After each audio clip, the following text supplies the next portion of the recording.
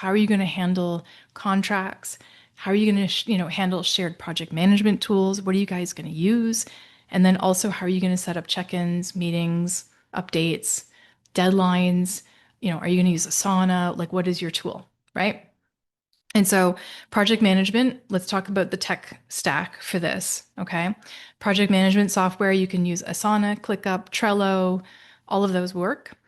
Shared file storage, I'm always going to recommend Google Drive and not Dropbox, but that's just me.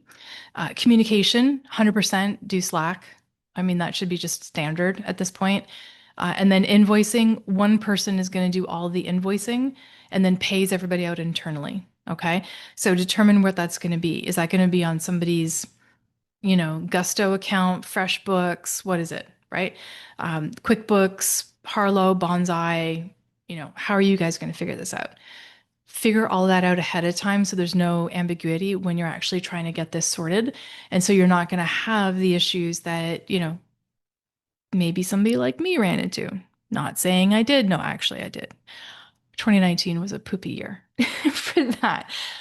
I collaborated with somebody, and quite honestly, if I'm really transparent, I did benefit from the collaboration. I got exposure to a larger group of people than I had ever been able to get exposure to. So that part I'm really grateful for.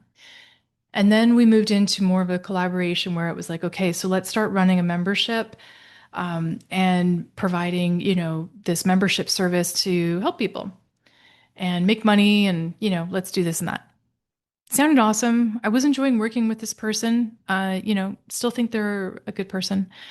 But what I found is that when it came to creating this membership, because I am, quick to get things done, um, I was the one doing everything. So I was creating the landing page, I was setting up the membership, I was creating the link to sell it, I was creating the social posts, I was doing all that kind of stuff, and the other person wasn't doing nearly as much, like 15% of what I felt I was doing. Now that person might think that they were doing more, and that's totally okay, their story, their thing.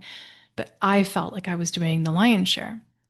And so that membership dissolved pretty quick. And unfortunately, the working relationship and the friendship did too. So that was a learning curve for me, and I wish the person well. But um, I've done it again a couple of times. And what I will say is that I've benefited, or I feel like I've benefited in the business side, but also in the emotional growth side, in my sort of like soft toolbox side of things, like learning skills and understanding things. And so the experiences have never really gone to waste.